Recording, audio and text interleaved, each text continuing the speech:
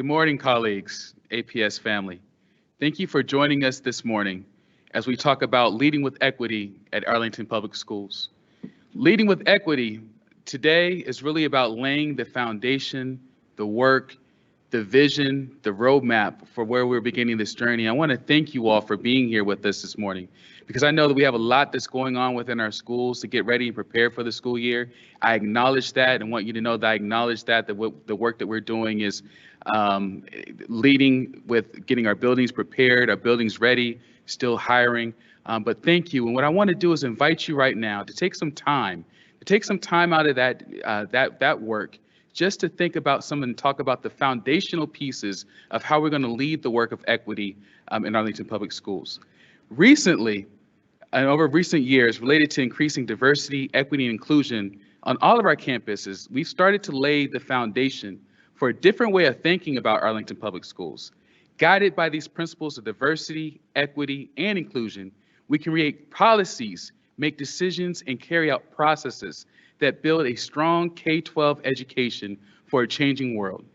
Leadership draws on the academic literature to define these guiding principles today and describes how these can lead the system to the goals of equity, representation, inclusive policies, access, opportunity, anti-bias, and accountability. Achieving this requires that these guiding principles be applied in all decision-making throughout our division. Today, I'm joined by Superintendent Dr. Duran, as well as Chief of School Support, Kimberly Graves, so that we can see that we are doing this from a leadership perspective of all of us, because it's going to take all of us. And what I want to do right now is to turn the mic over to Dr. Duran for him to talk a little bit about why equity is important to our work as leaders. Good morning. Thank you, Aaron, for the introduction, and good morning to everyone who's joining us virtually. So as we think about equity, I know if we were able to ask all of you, if we were here in person, or if we were to ask you in the chat to define what equity means to you, we'd get a lot of different responses, because equity is something that for many years we've been discussing in education. We've recently been going deeper, thinking about equity in Arlington Public Schools.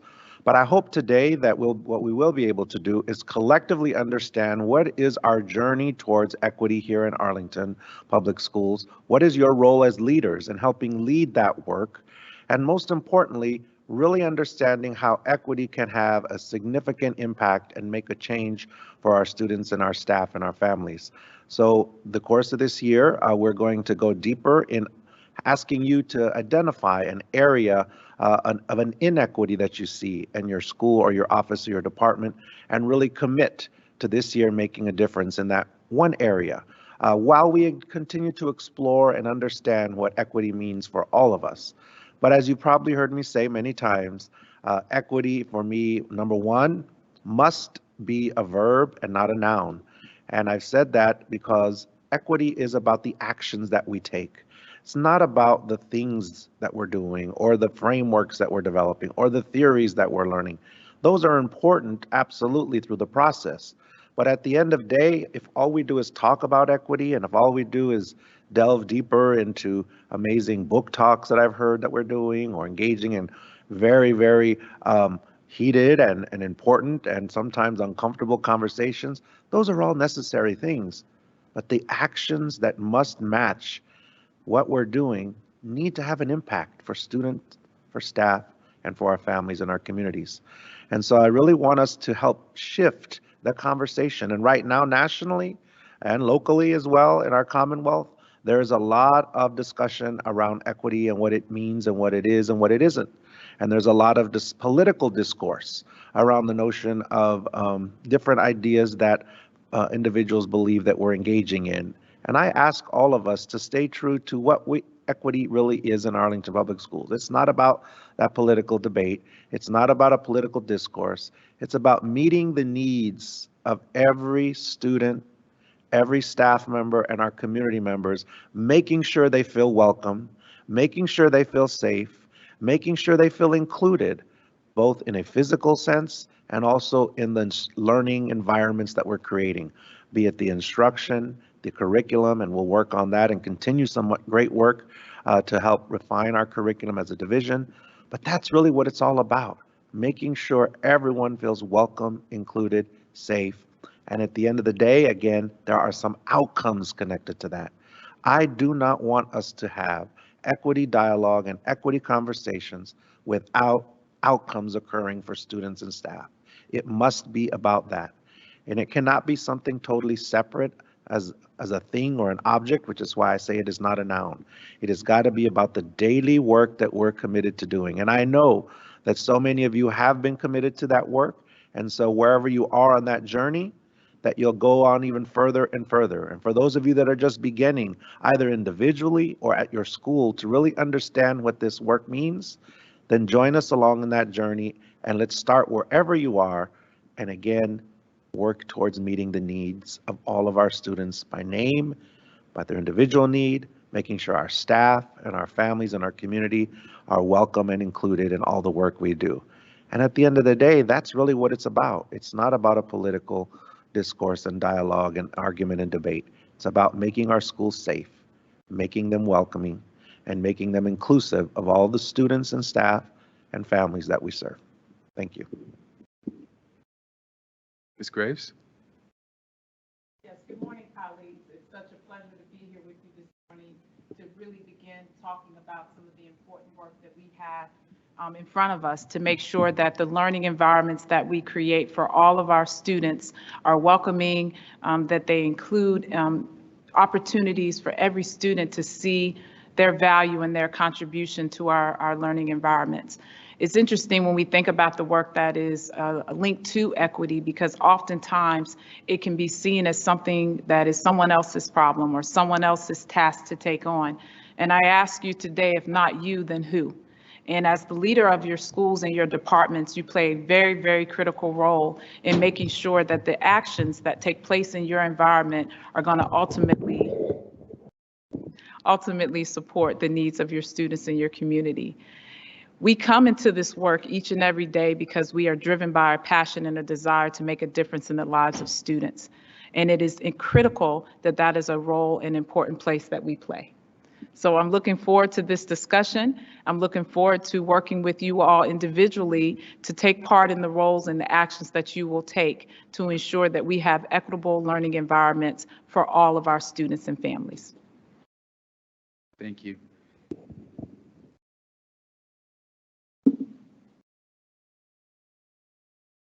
From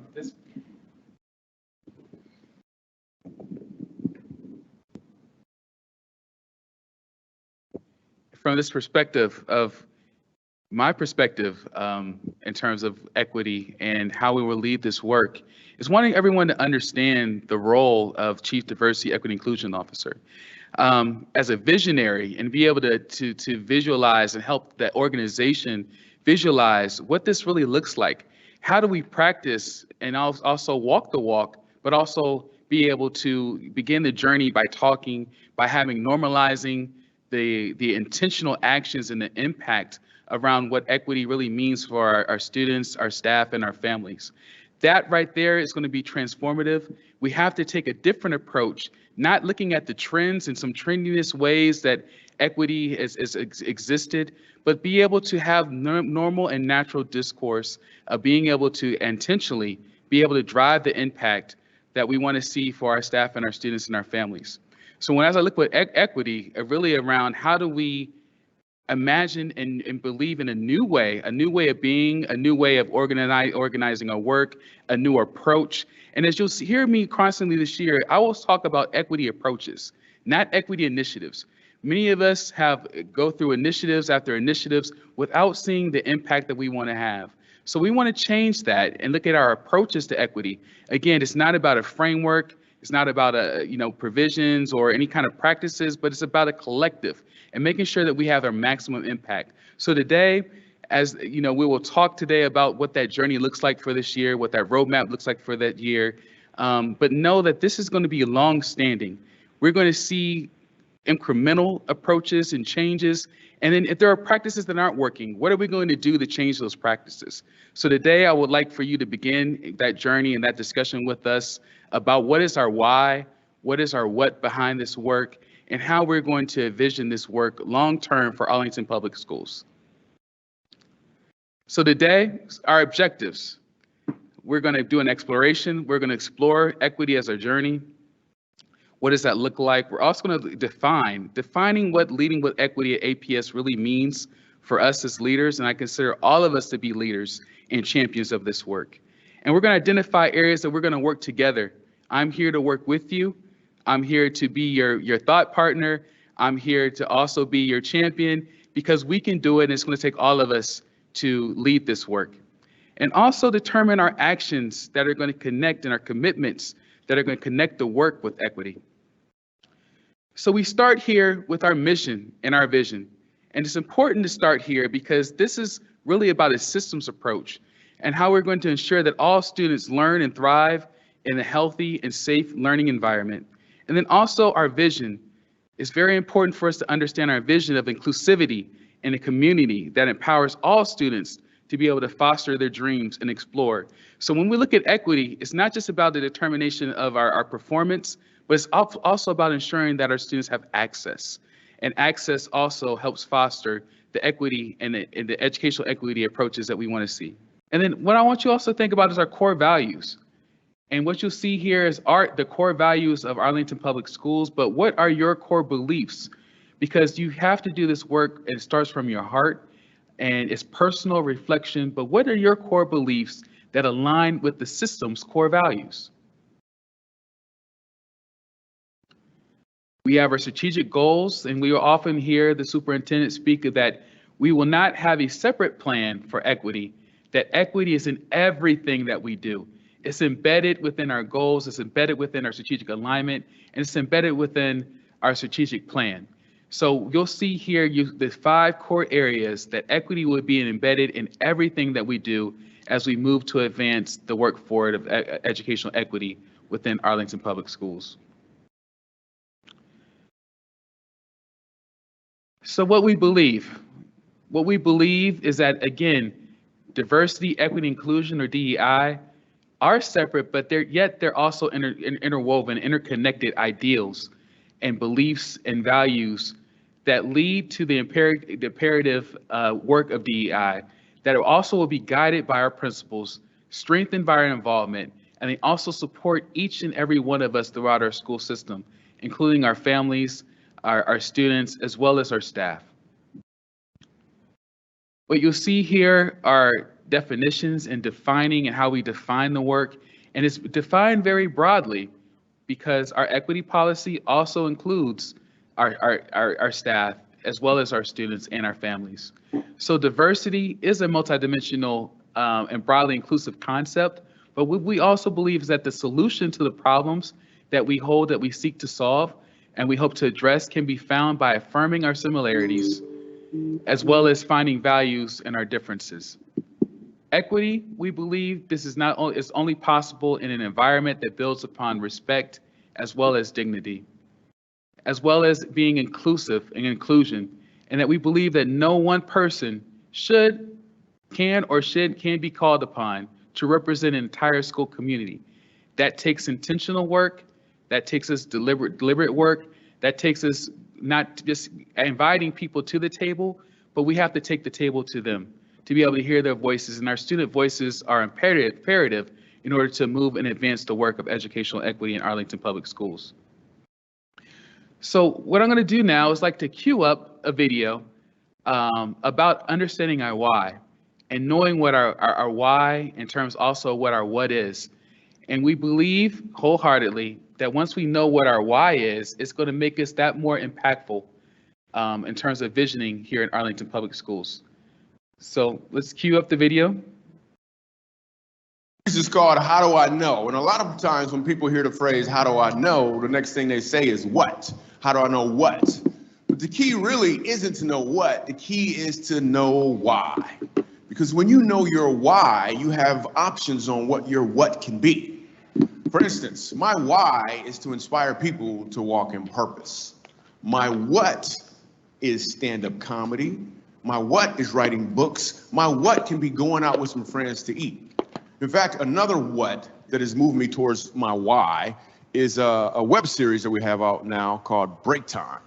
So every Wednesday at 3 o'clock, you should subscribe to the channel. we do a series called Break Time on YouTube. So 3 o'clock, we drop a new episode. One episode in particular, I'm about to show you a clip to. We were in Winston-Salem. So Break Time, this is how it works. I travel the country, I do stand-up comedy, probably an hour, hour and a half at an event. And in the middle of my show, I'll just sit down and start talking to the audience. And funny just happens. Or I'll meet somebody who's really interesting. So I met this one guy, and he said that he teaches music at a school. I was like, all right, you teach music, can you sing? And then I'm just gonna show you the clip. Check it. So you're a musical director. Cool. Yes, sir. All right, so let me get a couple bars of like Amazing Grace. Can you do the first part of that? Go ahead. Amazing grace, how sweet the sound that saved a wretch like me. Wow. That bro could sing. You know what I'm saying? All right. Now, once you give me the version, is if your uncle just got out of jail, you got shot in the back when you was a kid. I'm just saying, let me see the hood version real quick, if you know which version I'm talking about. Just see if that exists. Let me see what you got. Amazing grace, how sweet the sound that saved a wretch like me.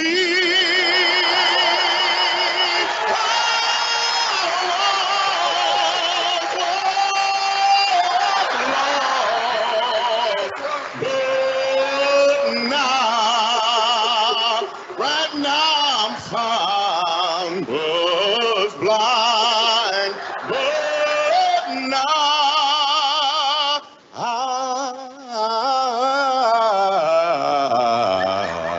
I see.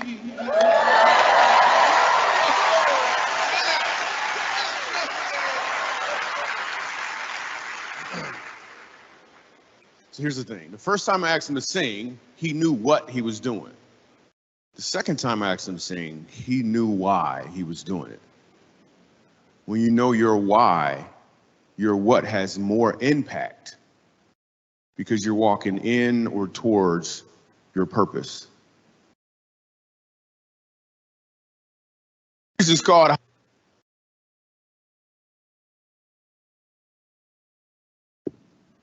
Take a moment to reflect about what your why is and your what. And the reason for the video is that oftentimes we know what to do, but do we know why we're doing it? This past year, many of us were working and dealing with the pandemic, working through survival, having to also think about equity and what was fair and practices within our schools. Initiatives or approaches to equity were there and being done. And sometimes the vision of the why may not have always been clear. This year, we want to take the time in order to be intentional for you all to understand what the why is so that your impact can be measured. And I would like to take the opportunity to have my colleagues here to speak to their why as well as their what. I'm going to lead here with Ms. Kimberly Graves.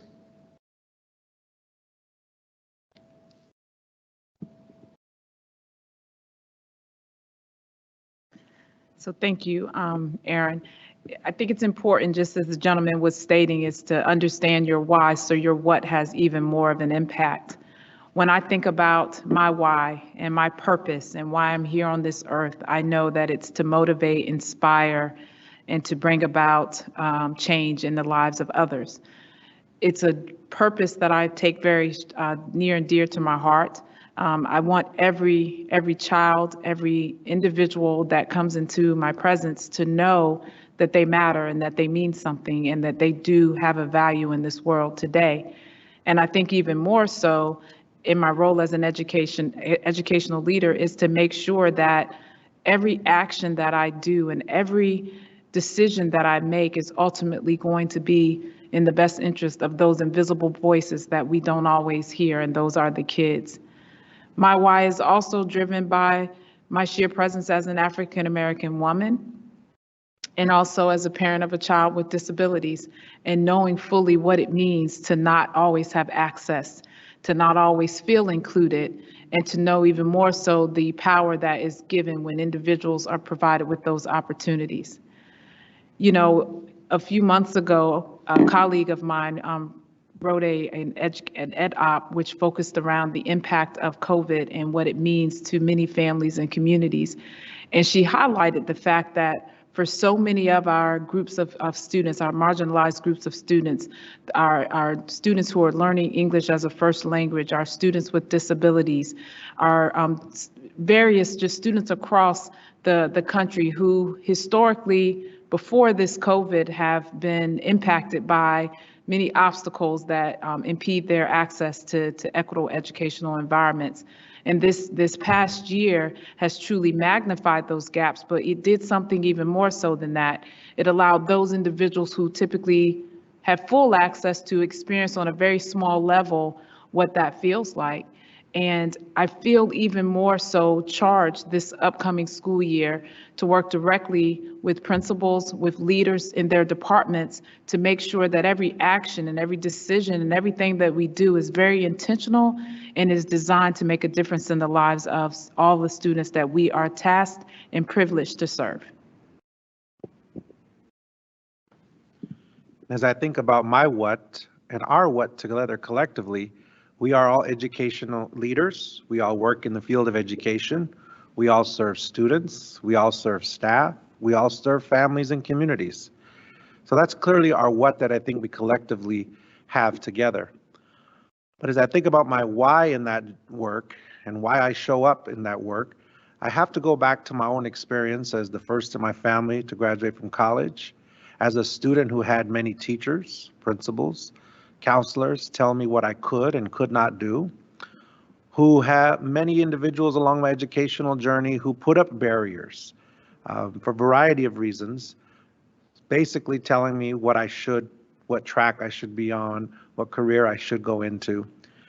And yet there were a few educators, very few, but one who stands out for me that I've mentioned to people before, Ms. Navarro, my 7th grade language arts teacher, who saw a different opportunity and path for me, a path that I had never frankly seen for myself, and one that many other educators along the way had deterred me from, without me even realizing that's what they were doing. So my why is driven in making sure that I can give back and be that same person and show up in the same way for Ms. Navarro, the way she did for me as a student. And then as I moved to be a teacher, the way that my principal showed up for me to encourage me to move on. And then later on, my superintendent, when I was initially assistant principal, Dr. Arlene Ackerman, who pushed me into other opportunities and provided doors opened for me that I never even knew existed as a door. So I say all that to say my why is driven in what can I give, what can I bring and show up to provide for others, to help them be their very best, to provide them opportunities they didn't even know is an opportunity for them, and to break down those barriers that others are trying to put up in their way. And as I often think about my work and much of what I do, I often like to think about it in the terms of quotes. And so one that really resonates well with me when I think about my why is a quote by Dr. Janetta Cole, where she says, "The ultimate expression of generosity is not in giving of what you have, but in giving of who you are."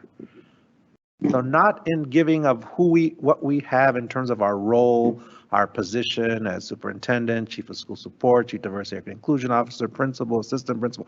We all can give in that because we do have responsibilities in those roles.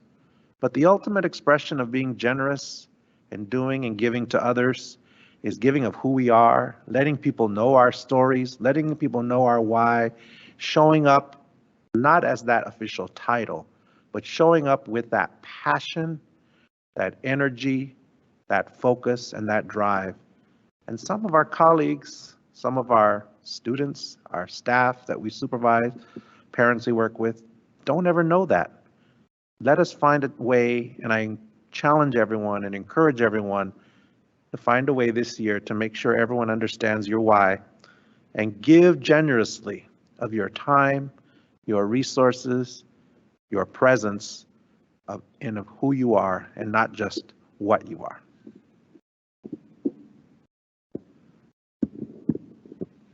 Thank you for that. So I think that my why and what I've heard from my colleagues is that personal journey, that personal approach that at the end of the day, we're still thinking about. In the morning, we're thinking about, as we go to sleep, we're thinking about, in our dreams, we're thinking about of a system where all students feel belonged and welcomed. And I think what I'm hearing from them is that at times we haven't felt that ourselves, and wanting that for no one else to be able to feel what we felt as being a void. My why growing up is that I grew up in a school system where I didn't know who I was. I knew what I wanted to be. I had the parents who were there to support me, to guide me, but the school system wasn't there to show me the guidance. As I said before, I didn't even know that what a guidance counselor was. I didn't know that you can go to them with classes for help, for support. I didn't know that they could help provide opportunities around scholarships for colleges and university. I never knew what a guidance counselor was until I went to undergrad. And then I had a counselor who said, hey, you could do this, you can do that. My grades blossomed when I went to university level. But all was because of the support system that was in place. And for once I felt accepted, for once I felt valued, for once I felt heard, and for once there were people that were there to uplift me and work with me. So my why simply is to give back, to be a servant leader. My why is to make sure that I'm hearing from the voices that may not have been heard or felt unheard. My why is to make sure that I value, that I respect, that I'm there to work with each and every one of you to make sure that the accomplishments and the goals that you want to see and objectives around educational equity and inclusion and diversity are met. My why is to work with staff to make sure that they feel included and valued and heard and respected in order to be able to transform our school system into the world-class system that I know that it is and has always been, but we're leading this work. So as we're leading with equity, let's start from the foundation of us leading, not being one to always revert back to old norms or old systems, but to understand that the systems that we currently have were not made and created for all of us. And we have an opportunity right now to be able to deliver something different. So that's my why of being here, is to make sure that we are being that transformative school system that we want. So I'd like the opportunity and take the opportunity to invite you right now to think about your why and your what. And if you feel comfortable, please put that in the Q&A that we will hear as leaders be able to go back to, so that we're able to support you around your why and your what. And I'll take a minute to pause so that you can provide that information within the Q&A.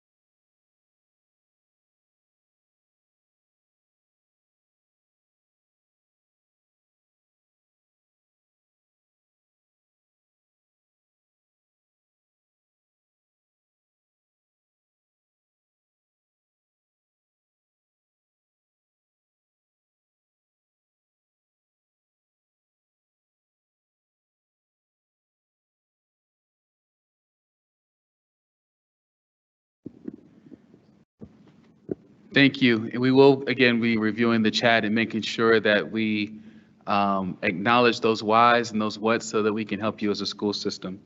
So moving forward in the workshop here, educational equity is really about building a foundation of inclusion. So we want to maybe to engage with you in the exploration of that by way of a poll on the next slide. And if you would kindly,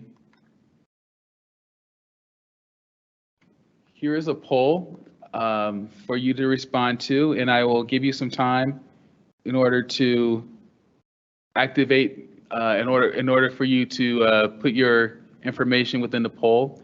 And the poll question, if you go to text A Gregory 870-37607,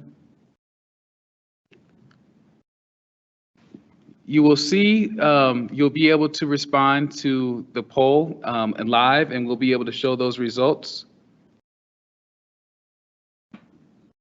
to you as well. So I will take a pause for you to put that information within the system. And the question is, what % of LGBTQIA plus students report or reported avoiding school functions and extracurricular activities because they felt uncomfortable or unsafe?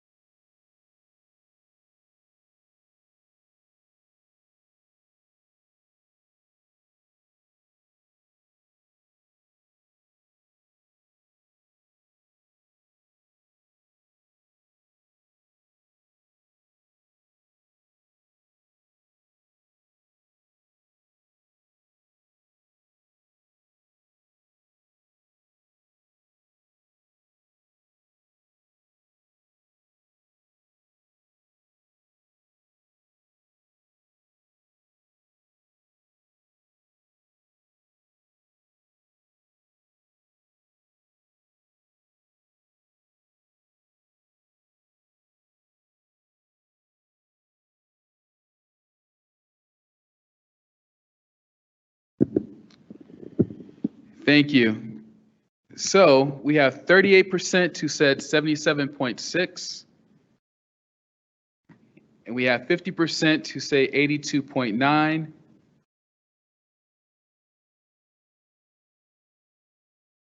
Watching the poll results, 35, I think we're getting close to findings. The actual correct answer is A, 77.6. So what we see here, that all these numbers really are high.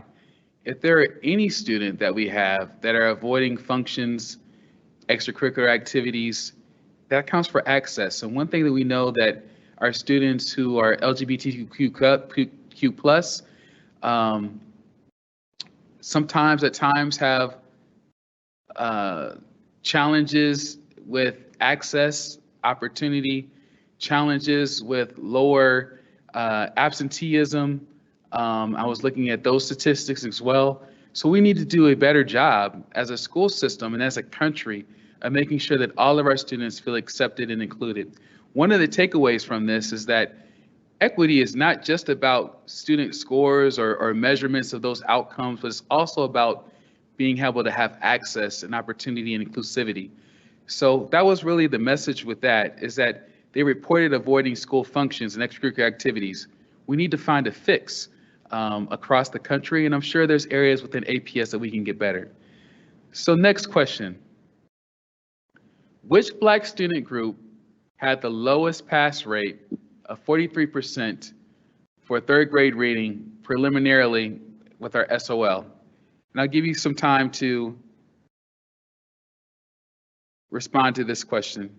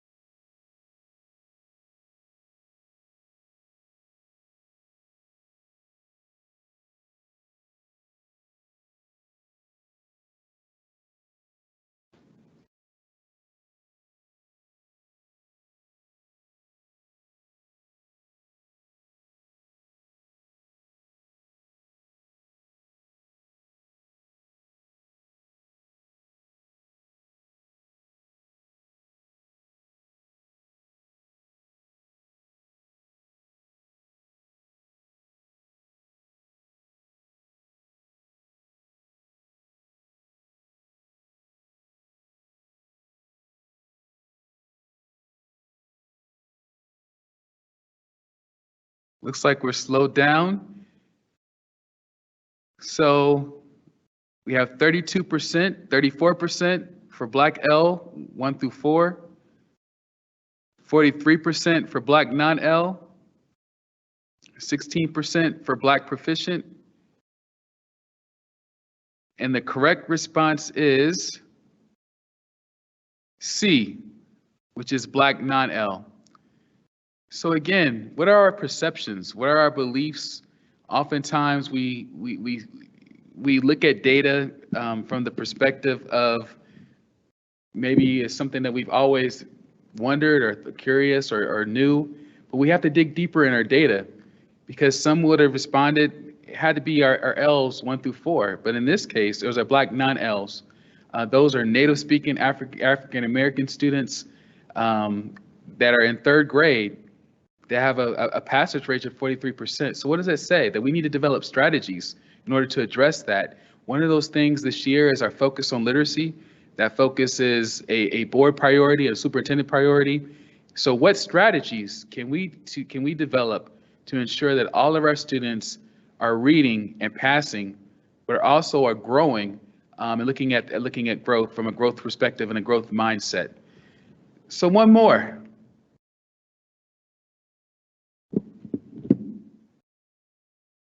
So student with disabilities had the lowest ACT scores of any demographic group, not L 1 through 4, during the 1920-20 school year.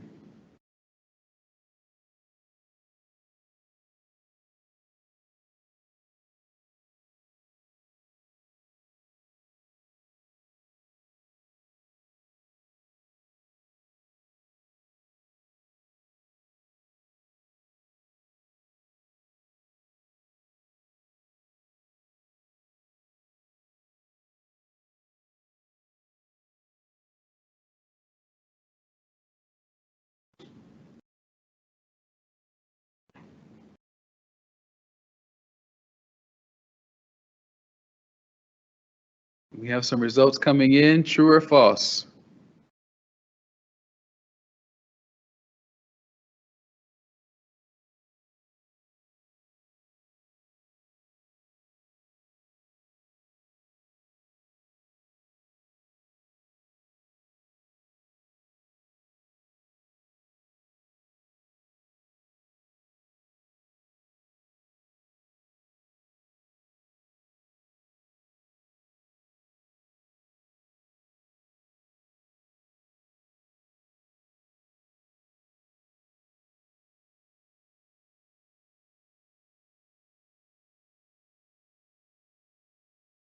Still see some responses.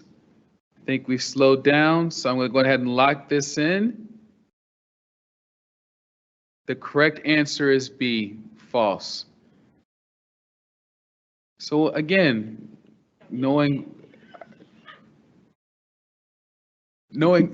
our populations, what would you see as being what would you see in terms of our student with disability population that would cause us to think that their ACT scores may be lower? Are those perceptions? Are those biases? Is that rooted in data?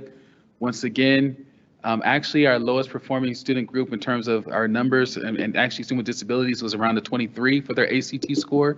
Our gifted was 29, and our African American students was around a 21. So thanks for engaging in that. What we see here is that, and reason why we're flowing straight here is that educational equity and what it is in terms of a state perspective and where they view educational equity and how do we know when we've achieved it, is when we're able to eliminate the predictability of our student outcomes based upon race, gender, zip code, ability, disability, sexual orientation, socioeconomics, and also home language. That's how we know when we've arrived and when we've reached educational equity. So how do we operationalize it? This is a good graphic here that kind of shows how do we operationalize educational equity from a school system perspective. Oftentimes what you see is we're built upon a equality, and we often get those two terms confused around equality versus equity. Equality is making sure that everyone gets the same thing. Everyone's getting the same inputs. And as a result, everyone may be surviving. But what you see on the opposite side in terms of equity is when we're able to differentiate our inputs. When we're able to differentiate, it means also changes our outcomes. So what you see here in this graphic, in this visual, is that we're providing every plant here with exactly what they need in order to thrive. Some need more sunlight, some need less, some need more water, some need less.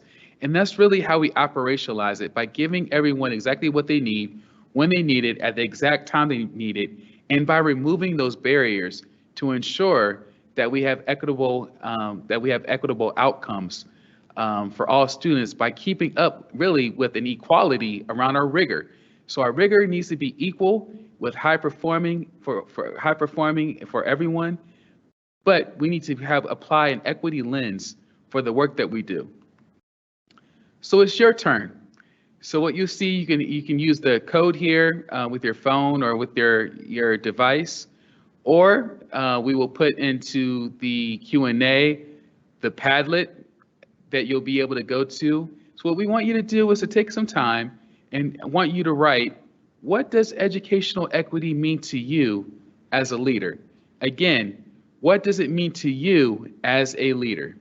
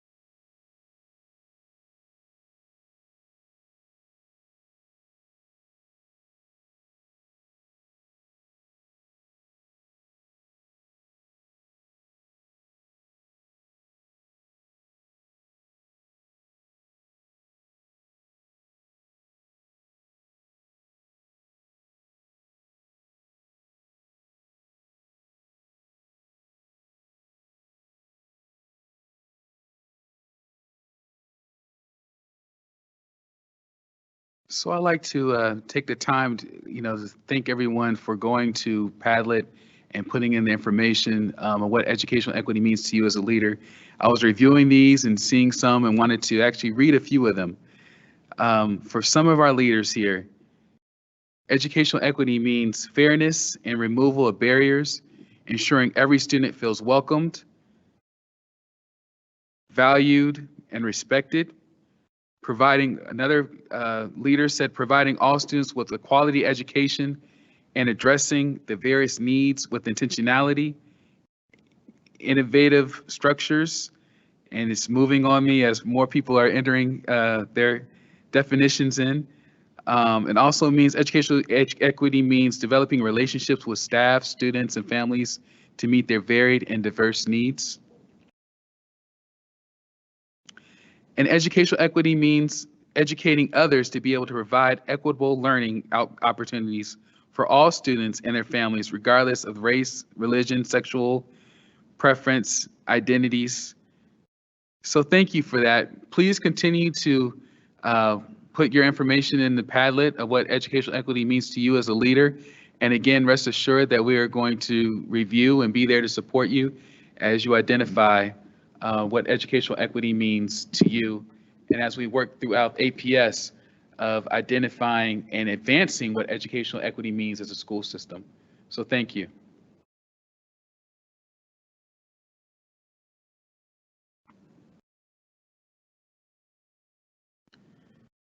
So leading with an equity lens. Cultural competency and action center equity practices in all aspects of the division.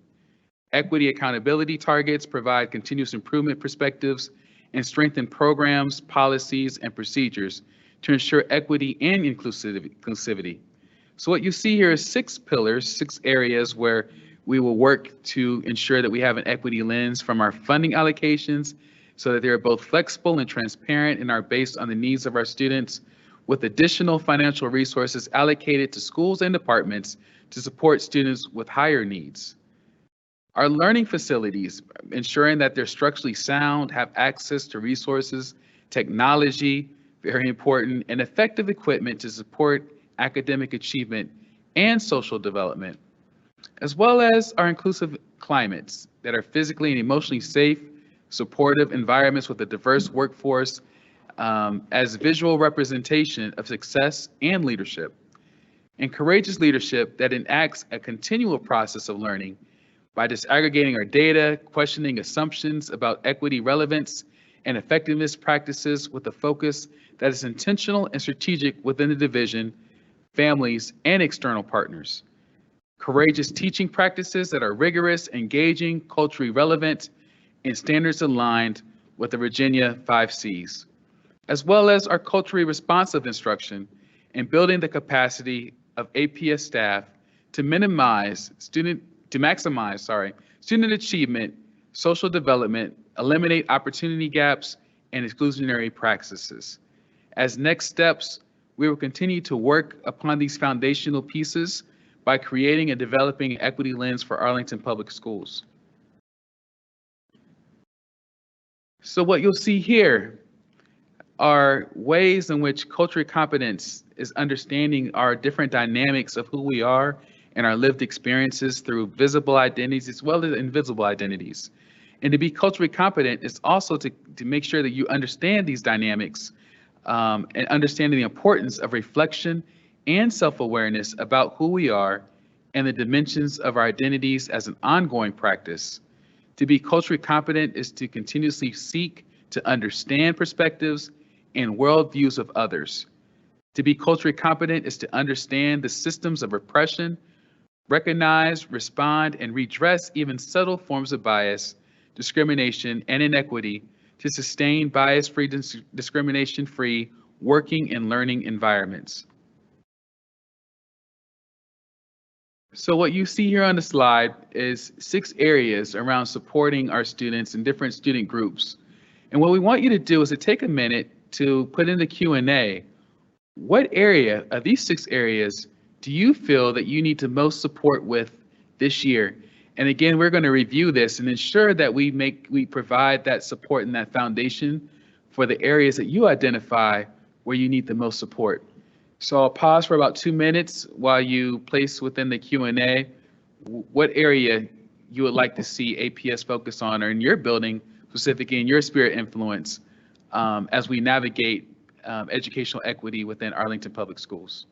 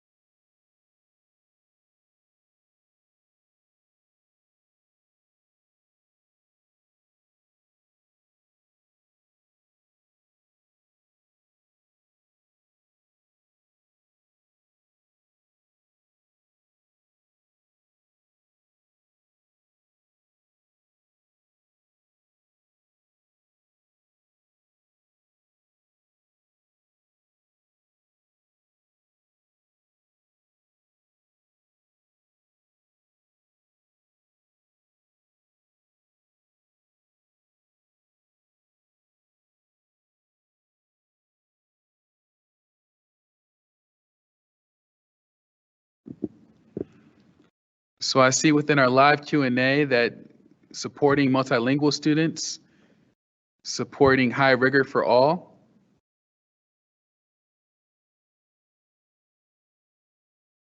and continue to place your feedback and your thoughts in the chat or in the Q&A.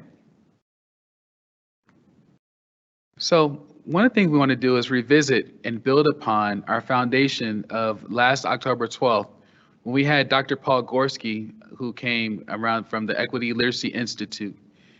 The principles that we learned on that day, our equity literacy, helped to ground us by keeping our commitment to equity at the center of our work and conversation.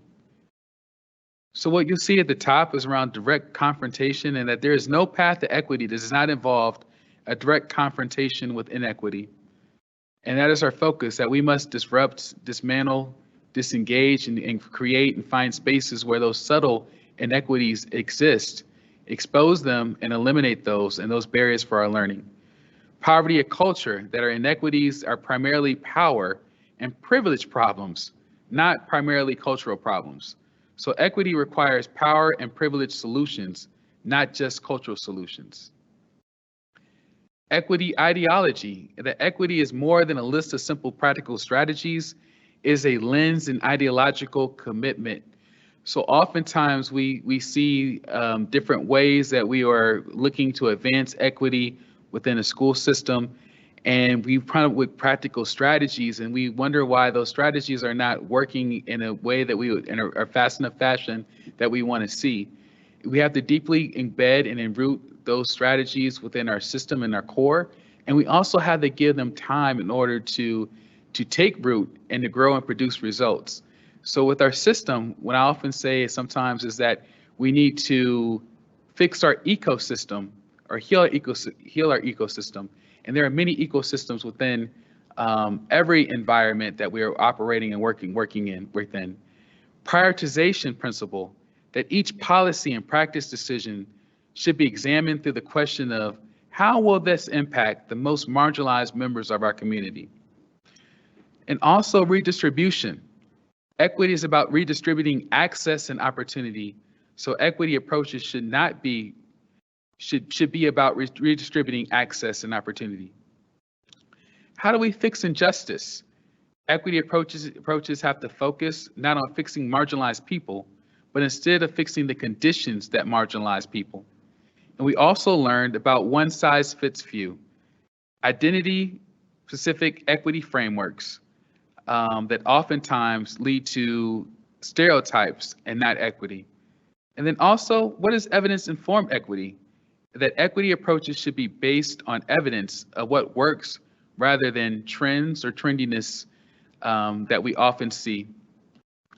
So next, here is our roadmap. here is what we are committing to do this year to advance educational equity within Arlington Public Schools. We're beginning today with why diversity, equity, inclusion is important to Arlington Public Schools. We also will learn more about, the equity assessment that we commit to doing this year that will help align our new equity policy in terms of grounding us in terms of who we are and how we'll operate.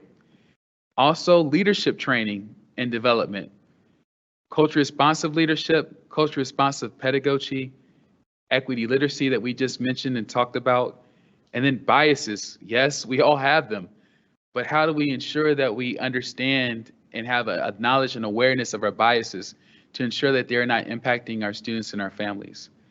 Allyship, what does that mean? Being socially conscious, socially aware, and social justice, and really being allies to fight injustice. We're also going to introduce in alignment of our DEI work plan, and that's my work plan on how I will work with you all in order to achieve the results that we want to see in Arlington Public Schools, and how we use our equity profile that you all will hear a little bit more about in the coming slides that we're really excited to have as part of the foundation work that we will use in order to see where is it we're moving, how we need to grow, and how we need to develop. And then system-wide introduction. So ensuring that we have an approach that includes all of our community and understanding where we're moving, how we're moving, and why we're moving in that direction. And then at the final stage, execution. How are we going to execute this plan and operationalize it for Arlington Public Schools? So as I mentioned before, is our equity profile. And equity is a measurement of our results, not of our inputs. APS will have achieved our goals of equity when all measures indicate an absence of disproportionality in participation and achievement in terms of race, socioeconomics, disability, sexual orientation, and gender, as our equity policy references. And also to ensure we are on the right track, APS is developing the equity profile, the first equity profile for Arlington Public Schools. The concept of an equity profile is really nationally recognized and widely used learning process that helps systems and organizations understand how to act to improve equitable outcomes by measuring what some call vital signs. And when we say vital signs, it really consists of data that are routinely collected in education systems and also disaggregated by personal characteristics. So vital signs provide insight into our health of our organization and institution with respect to equity and student outcomes. The equity profile will be used in the following ways: as a data tool to help Arlington Public Schools organize numerical data on key metrics or indicators of student outcomes, such as kindergarten readiness, engagement, completion, and workforce diversity. Let's not forget that, around recruitment, retention, and advancement, so that progress towards gap closure and parity can be systematically monitored, and so gaps can be identified.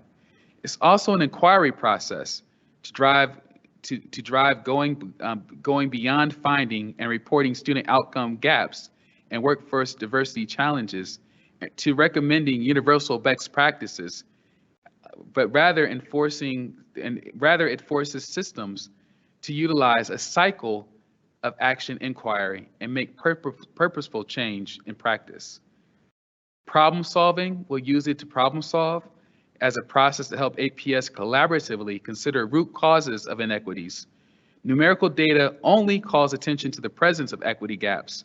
They do not reveal what is causing the gaps or what we can do to eliminate them.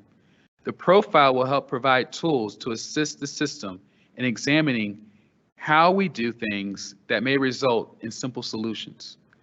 Also, as a theory of change, the tools, processes, and practices of the profile create the conditions that are needed for staff to create change. The profile's approach is premised on the idea that it brings about change and attain equity in educational outcomes. It is important to express the ways in which it is not working well for student groups, particularly our underserved student populations. Therefore, it is necessary to find out why that is being done, why what is being done is not working. Thus, the onus is on the system and not on the students to fix themselves. An approach to academic leadership, the profile places the power and identity and makes change in the hands of those on the ground level of the institution. Those of us that are within our schools who directly support our students. And finally, also is an approach to embedding a culture of equity-mindedness, which is what we all need as leaders are aware of the racial, ethnic, socioeconomic, and other inequities and disparities ingrained in our society, and that we intentionally work to address each and every one of them. Also part of this year is our equity assessment that the board and Superintendent Duran support. In its audit process, what you'll see here, we'll be engaging in as having focus groups and conversations, climate surveys to be able to hear from our staff, our students, and our families. And we'll be interview and survey students, families, teachers, and school and district staff, our community partners to understand their lived experience. We analyze operations that are financial, human resources, and disaggregated student success and outcome data to surface patterns. At the conclusion of our assessment, APS will receive a report that will include the foundational strengths and findings that recognize equity-related work already underway, as we've been doing for a while, in the district, and also actionable quick wins. And it's important to celebrate our quick wins and our successes, and making recommendations for midterm priorities, as well as focused strategic planning.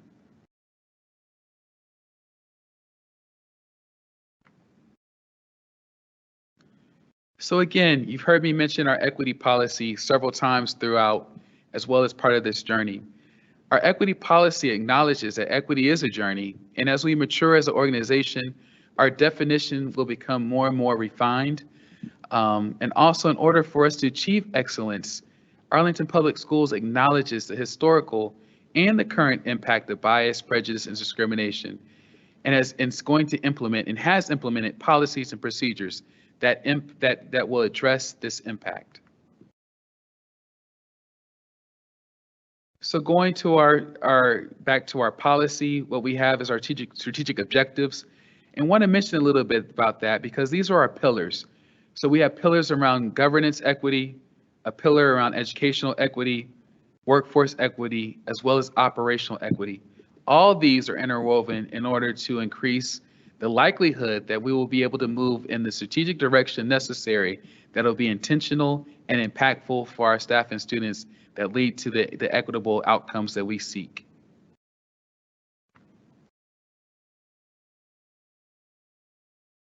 So what does this look like? What we see here is we have data analytics, the inclusion, culture, access, and our policy. All these things are working together. Government states that our policies and PIPs will undergo an equity assessment. The assessment factors who is benefited and who is burdened by each of our decisions. So we call that our equity lens. Our educational equity, these strands has the 6 pillars that focus on resources, curriculum, inclusion, student support, instructional and digital learning, as well as we have workforce equity, operational, looking at our facilities and our program planning. And as a result of the equity policy to date, we have about 30 policies that will need to be reviewed through the equity lens as we implement our equity policy through the year. DEI will lead this work with strategic partners to ensure we are fully implementing this important policy for Arlington Public Schools. Cultural proficiency. So we've mentioned that a little bit, but cultural proficiency is really around making our classrooms and our schools more culturally responsive, understanding that it's not a quick fix, it is ongoing, lifelong work. There are many steps along the way that will make positive impact on creating and sustaining culturally responsive classrooms. But it's important to embark on this work with the understanding that it's long-term intentional commitment that the state of Virginia has made as we go to ensure that we are operationalizing Standard 6, that we're preparing for Standard 6 within our teacher evaluation system. We're looking to ensure that our leaders also know what it means to be culturally responsive and cultural leadership practices to ensure that we are looking at a cultural proficiency lens. And our curriculum is only as culturally responsive as the educators that are using it. So diversifying our texts and revamping lesson plans is an important step, but will not have the desired impact unless teachers and school leaders engage in the essential work of understanding and examining their own identities and biases and changing instructional practices. So we're going to take a quick interlude here, and we're going to cue up a video that kind of shows one way that this teacher connects with his students. It is just one perspective of what culturally responsive practices look like and how you engage students for learning. So let's look at this video now and see how one teacher does it, but then think through, how are you going to do it? What is that going to look like in your classroom, in your building as leaders?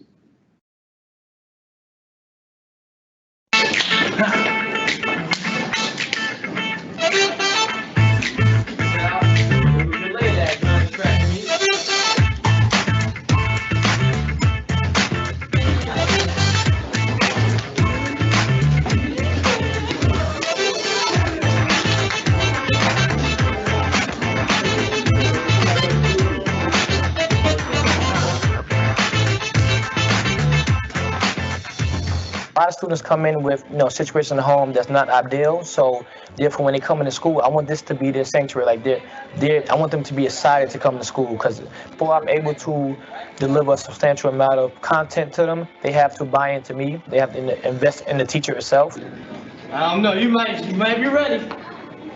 He's getting one. But one thing that's going to stick with them forever is, how did Mr. White treat me when I was in this grade? It kind of draws them in, and once I have them in and have their trust, and they're invested in me, then I can deliver my content.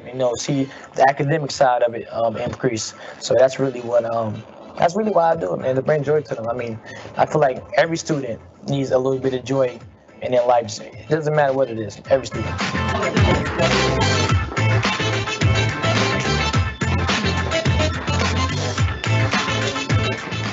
That's been one of the biggest things for me, like those messages from other educators. I'm talking about past, about 20, 50 years again. Oh my God, I have tears in my eyes. I can't wait to go to school. I'm gonna try this with my students. I mean, that was so amazing to me. I'm all about bringing joy to people's lives, man, and inspiring others to do so. So hopefully everybody can start doing it in their classroom, make it a big thing, worldwide thing, something cool. Come on, man.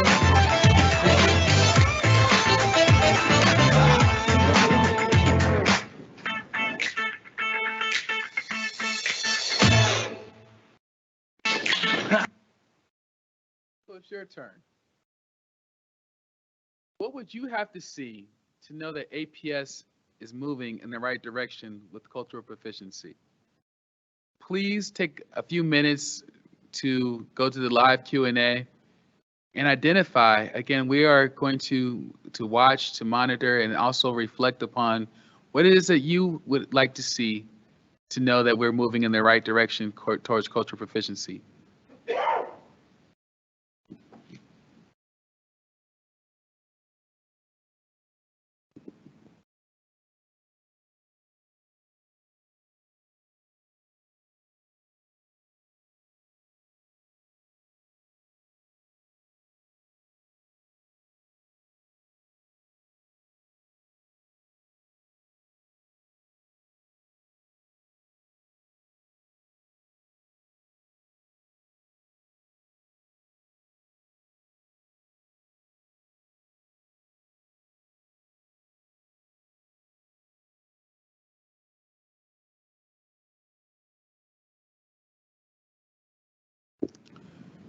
Please continue to put your comments and feedback in the Q&A.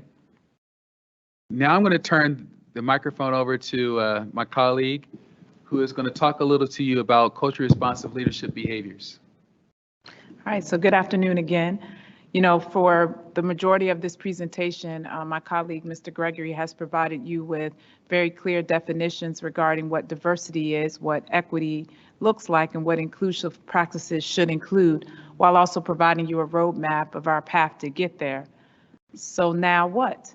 I'm sure many of us are in the positions, particularly as you are leading your schools and leading your departments, of how do we take this very large and critical, important task that we have in front of us and actually put it into practice. And it is not expected for us to all have those answers at one time and be able to move to that degree immediately.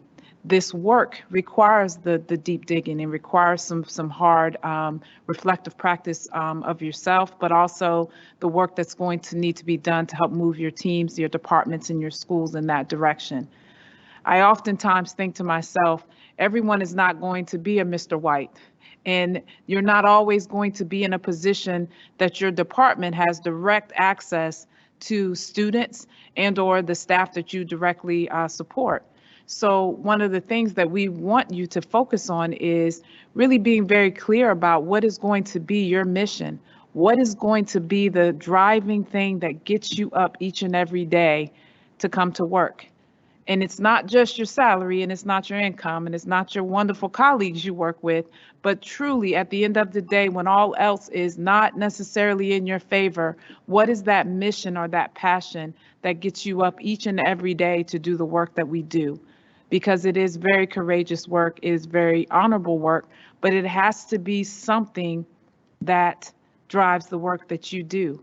So whether you are a leader of a facility department, whether you are a leader of a school, whether you are managing and ensuring that students have access to healthy meals each and every day, all of the roles that we play ultimately are very important for the environments that we want to make for students.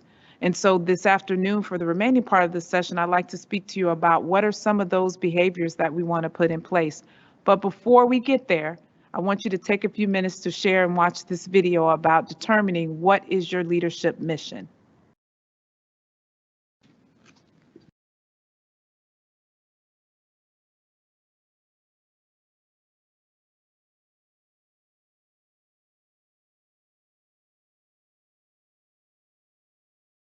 What is your leadership mission when you're in that school? And that's to distinguish completely from your school mission.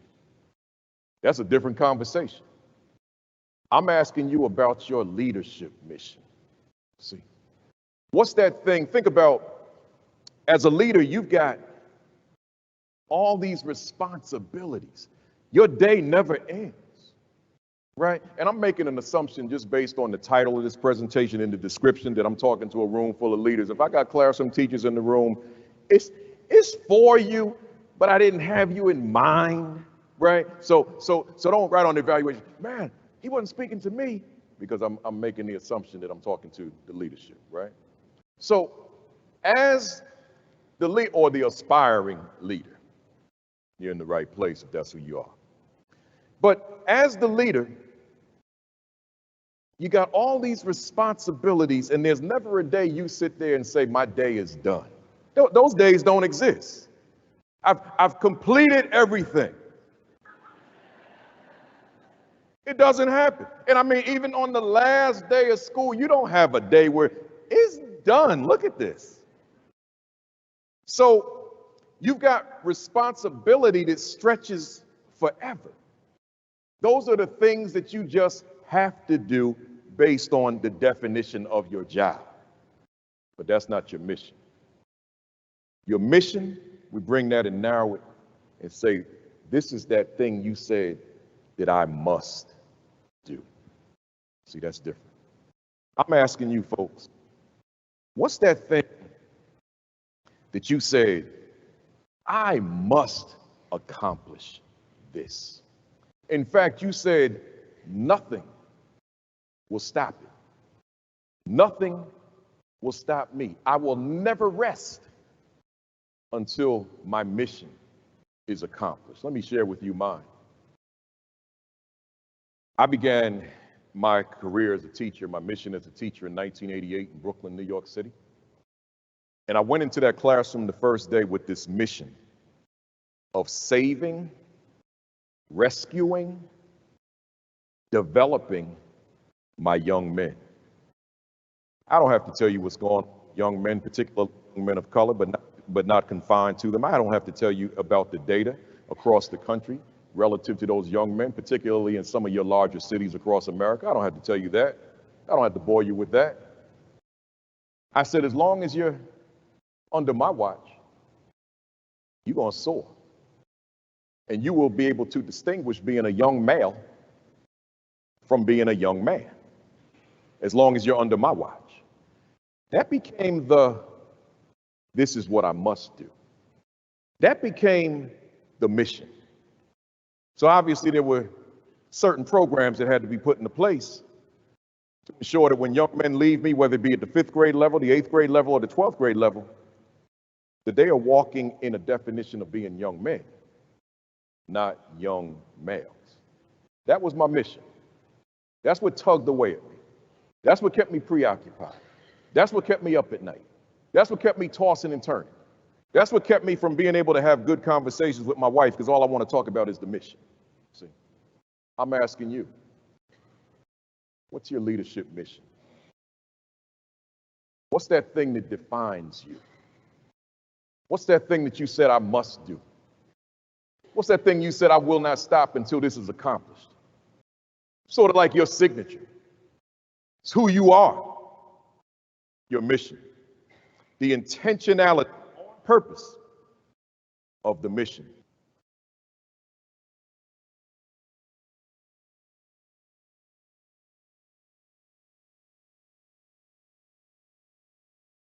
So again, coming back to what is your mission?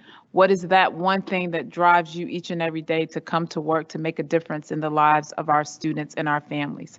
I'd like for you now to take just a few minutes to think about, or if you feel comfortable reflecting on what your mission, your leadership mission is. What is that one thing or those multiple things or that same passion that gets you up each and every day to come to do the work that we do?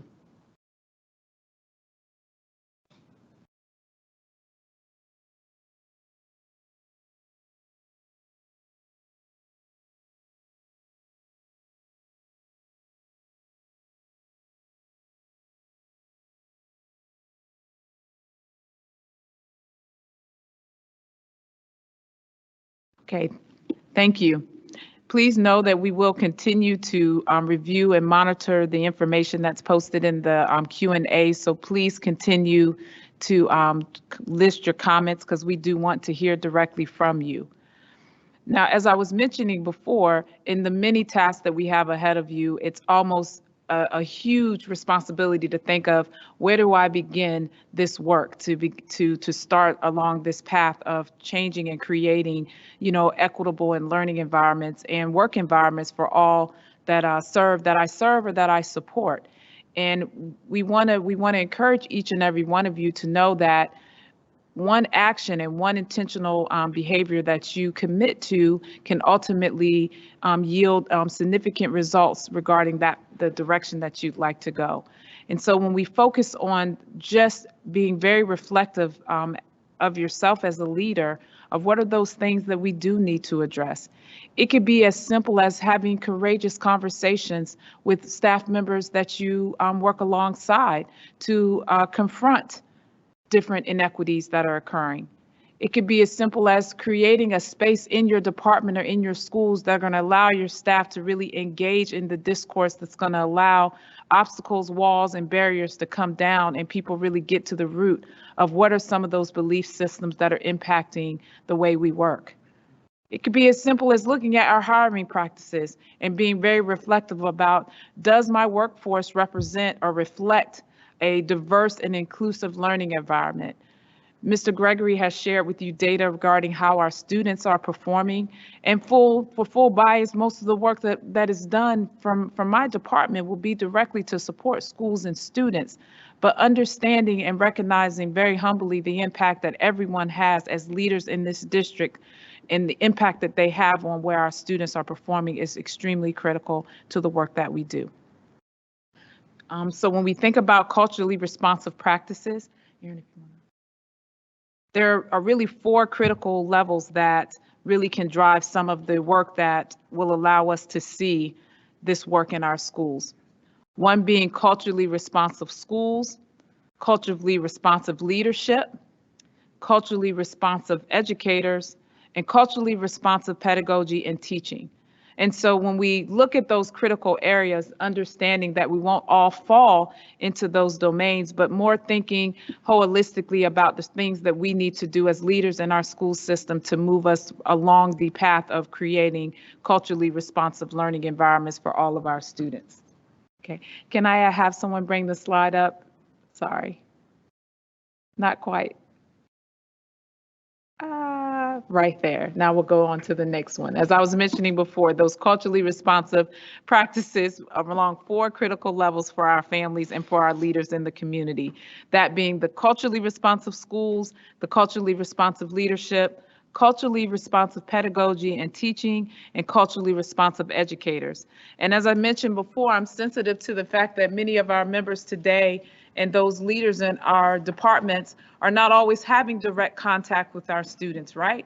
But there is still a very significant role that you play in how our students' environments are going to ensure that all students are welcome and appreciated and valued for their unique gifts and talents that they bring to our schools and our community.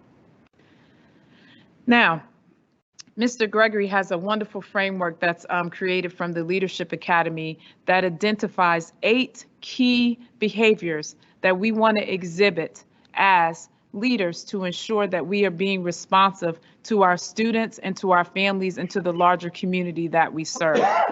Again, going back to my initial statement of it is not expected that we will get all of these things accomplished in 1 year. But what is expected is that we can be very intentional about looking at what are some very clear actions that we can commit to begin getting us to that place, where all of our students and our families and our communities are diverse, they're equitable, and they're inclusive of everyone. So those 8 culturally responsive behaviors include leading for equity in access, aligning your mission and vision and values to ensure that you are always dedicated and focused to creating these environments that include all students and staff. There can be a focus, or should be a focus, on the instructional practices that are occurring within your schools and also for those departments that support our schools. Facilitating adult learning and development, managing operations and resources, engaging in personal learning and development, strategizing change and continuous improvement, and cultivating community care and engagement. Now, you may be asking, how in the world, Kim, from just these simple comments, will I be able to implement and engage all of these wonderful behaviors and practices to support my school? Well, we want to let you know that in this, in the invitation of this meeting, Mr. Gregory's team has dropped a Google folder that has a depth of information specifically from the Leadership Academy, which provides you with very detailed information that you may use as a leader in your departments and in your schools to help drive this work. And I encourage each and every one of you to take the time to look at what are some of these behaviors. Look at what some of the outcomes, or actually the indicators of these behaviors, look like when they are in practice. And thinking very critically with your leadership teams and or with your departments about what are some of these very small behaviors, and small being in action only, that we can incorporate that are going to begin to drive us to a more equitable learning environment for all and or workplace for all. We initially wanted to have our teams break up and go into breakout sessions, but we're sensitive to this being a virtual learning environment. So we do encourage you to take the time to review these behaviors that we've indicated, because they do provide a strong amount of information that can be very critical in helping you as a leader determine what is going to be your commitment this year to making this work happen. We've also taken this a step further because to ensure that everyone is aligned to this purpose of, and this dedication and this commitment that we have as a school district to ensuring that we're creating these environments, part of your management plans for this upcoming year will have the focus clearly on equity. And it will be different from various schools and or departments, because what we want you to do is really think critically about what are the actions that I can engage upon that are going to lead me in this direction. You will have information from your equity profile that's going to have detailed information of your student achievement. It's going to have information that looks at your demographics of your staff. It's going to have information that is going to be very, very critical and helpful for you as a leader to really think about what is going to be your action and what is going to be your plan. And we will be here to support that work because we recognize that alone we can't do it, and we have to all come together to ensure that all the resources and the supports are available to ensure that our learning environments are strong and equitable and diverse and inclusive for all. And it is our mission, it is our work, it is our priority. We must do it because if not us, then who? So when you think about your paths going forward, when you leave us this afternoon, I encourage each of you to take a few minutes in all of the few minutes of free time that you have to be reflective about what role do I play? Where do I as a leader need to change or to commit to ensure that I am creating environments that are equitable, that are diverse, and that are inclusive of all?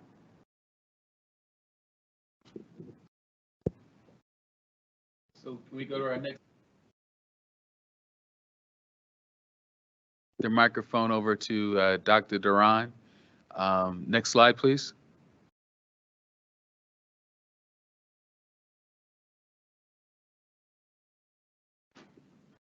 Thank you. So as you've heard in this presentation, we have reviewed a couple of areas about our work that I want to ground us in as we close. 5 areas that we all are asking all of you to be committed to this year. First, your why. We started out with talking about our why, the importance of our why, and I want each and every one of you to make sure that you take the time to think about, write down, understand, be clear about your why, and then share it. Share it with your staff, and then have them think about their why as we begin this new school year and share it with each other. Be creative with it, find ways to even, I've seen in schools where they have actually written it down. I saw in one school they made them into leaves and made a tree with everyone's why. I saw another school that made them into hearts and made a heart about this is what their core was at the school. And then there was some who hung it outside their classroom doors, their offices. I've seen departments in central office do this, and they put it on their doors or their cubicles. Find a way to think about how you'll express your why, but share it. So that's number 1, your why. Number 2, we talked about what does equity mean to you as an educational leader or as a leader in an office and department? What does that really look like? What are those areas you're committing to do this year from an equitable lens of tackling a barrier, breaking down those barriers, creating and providing opportunities? What are those to you this year? What are you going to commit to? And share those with your staff and have them collectively share them together. Number 3, we talked about what is your mission? What is your mission for leading? We provided with you some culturally responsive practices, the 8 key core actions for culturally responsive practices that Ms. Graves was just sharing, and then there's a lot of information from the Leadership Academy about that. Really dig deep into that and be clear about what is your mission for leading with equity. Build that into the actions you take, both the formal ones, the informal conversations. Make sure that's clear to you, to your staff, to your families, to the community you serve, and to your students. Number 4, we shared with you our APS roadmap to implementing diversity, equity, and inclusion. I want you to outline your roadmap. Make sure you're crystal clear in your roadmap for success, beginning with, for principals, the management plan, for offices and departments, your action plans, the work plans you're doing.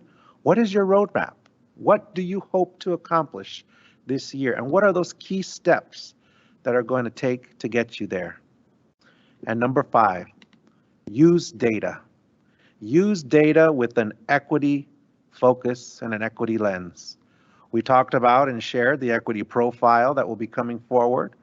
That's a great resource, but it won't have all of the data that's needed when you think about some of the areas in your mission, on your roadmap that you're working towards.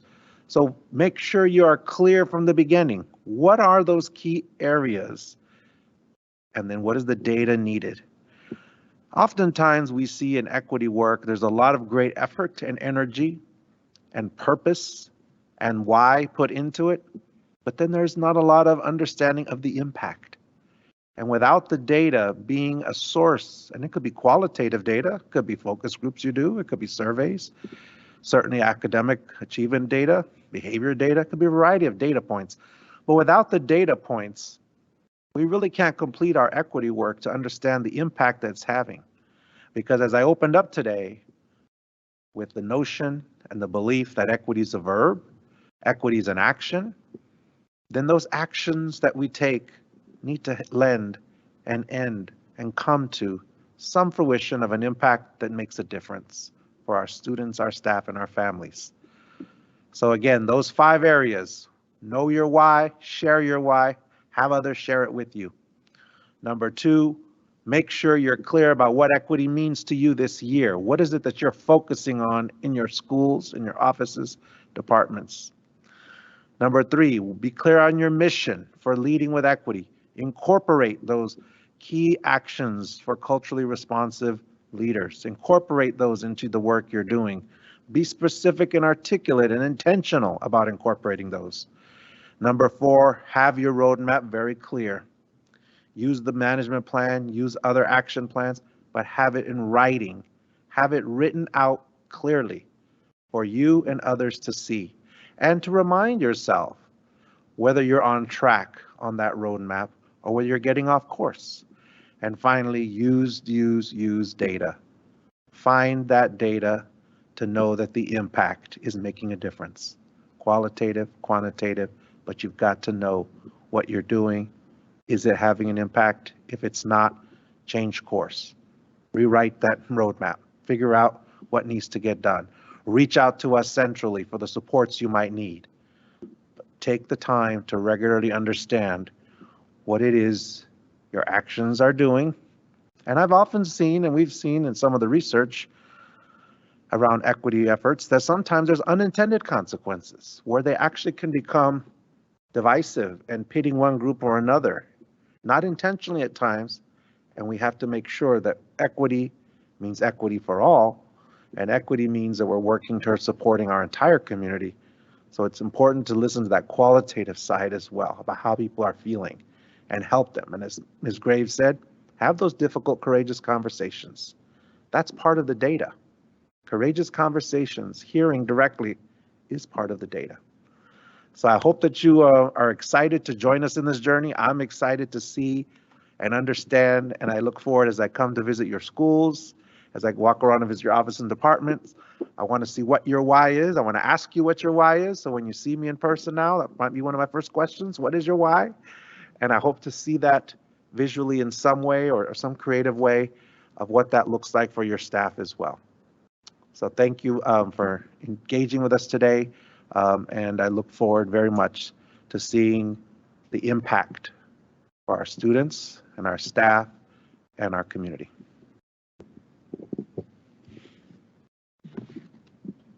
So thank you all for coming and participating and hearing this. One thing I want to leave you with is that we are not strangers to this work.